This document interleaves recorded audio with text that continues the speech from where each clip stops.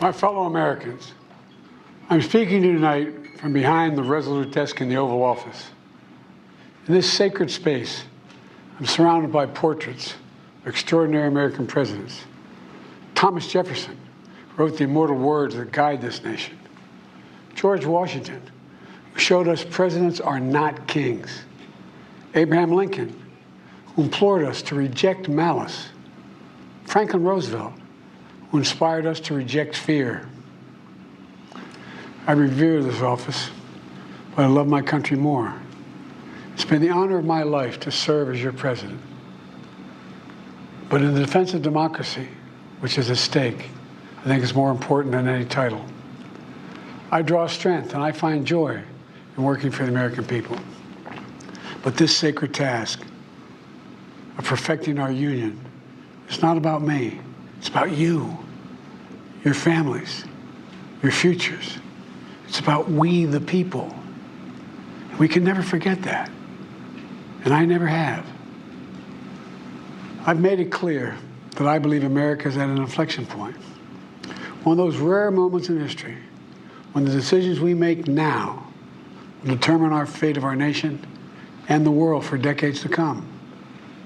America's going to have to choose between moving forward or backward, between hope and hate, between unity and division. We have to decide, do we still believe in honesty, decency, respect, freedom, justice, and democracy? In this moment, we can see those we disagree with not as enemies, but as fellow Americans. Can we do that? Does character in public life still matter? I believe I know the answer to these questions because I know you, the American people. And I know this, we are a great nation because we are good people. When you elected me to this office, I promised to always level with you, to tell you the truth. And the truth, the sacred cause of this country is larger than any one of us. And those of us who cherish that cause, cherish it so much, a cause of American democracy itself, must unite to protect it. You know, in recent weeks, it's become clear to me that I need to unite my party in this critical endeavor. I believe my record as president, my leadership in the world, my vision for America's future, all merited a second term. But nothing can come in the way of saving our democracy. That includes personal ambition.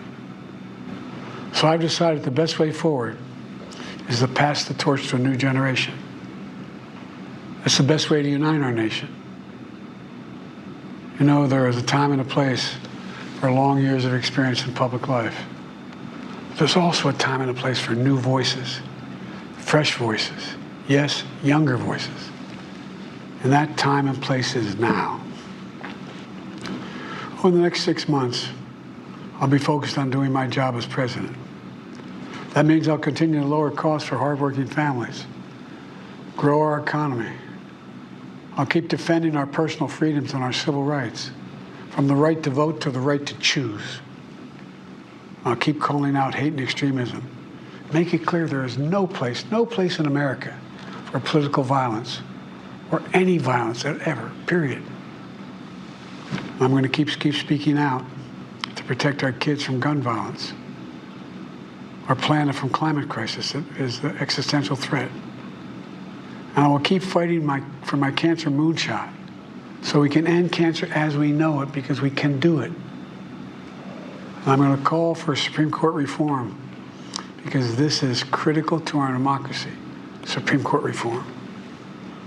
You know, I will keep working to ensure America remains strong and secure and the leader of the free world.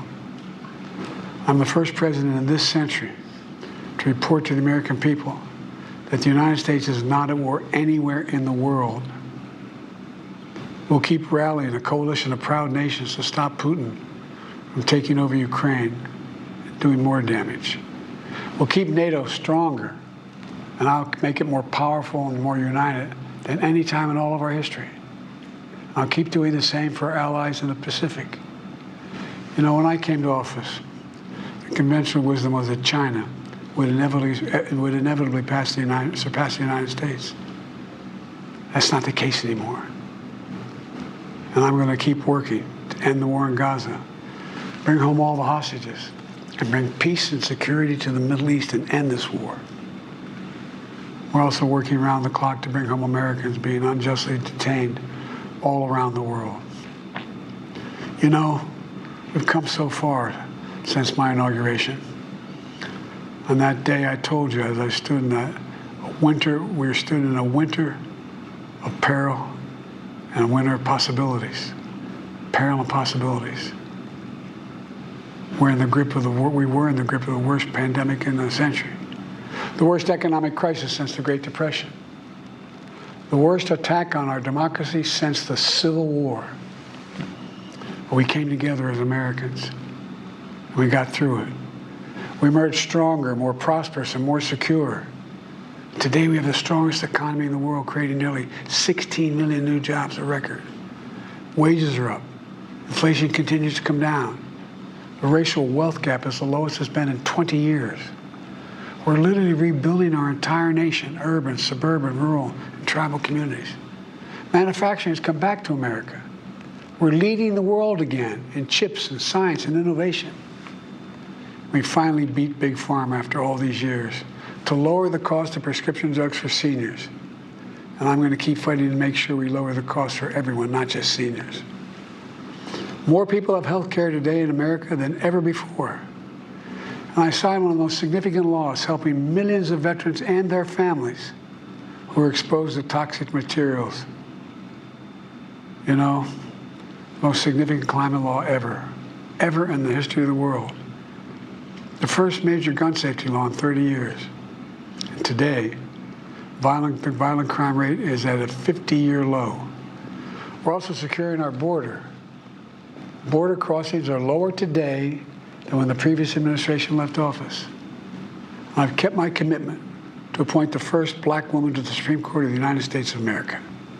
I also kept my commitment to have an administration that looks like America and be a president for all Americans. That's what I've done.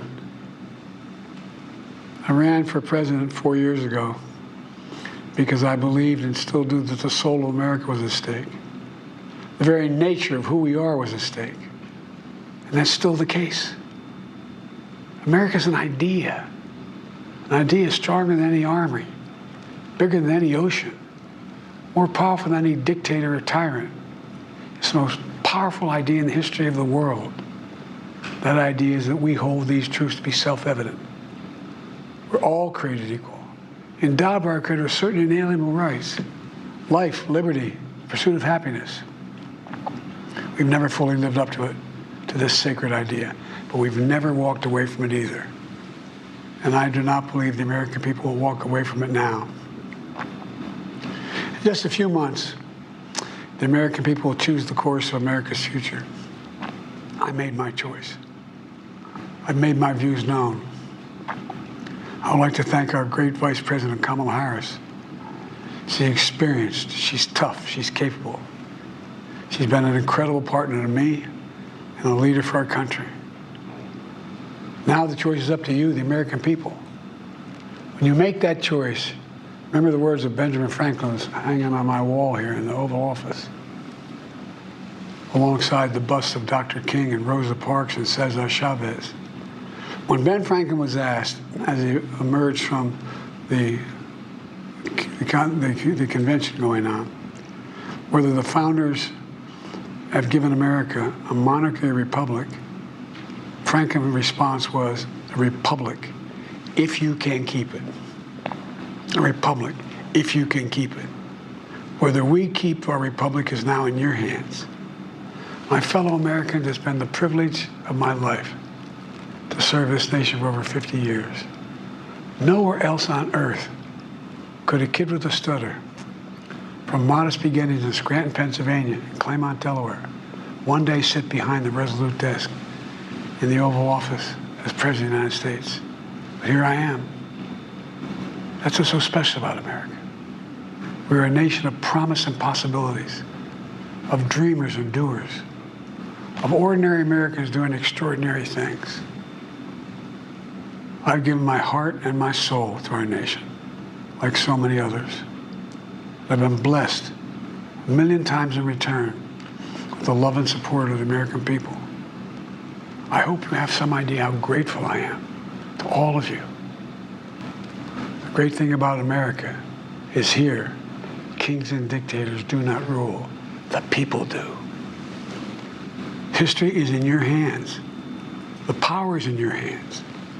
The idea of America lies in your hands. You just have to keep faith, keep the faith. And remember who we are. We're the United States of America. And there's simply nothing beyond our capacity when we do it together. So let's act together. Preserve our democracy. God bless you all. And may God protect our troops. Thank you.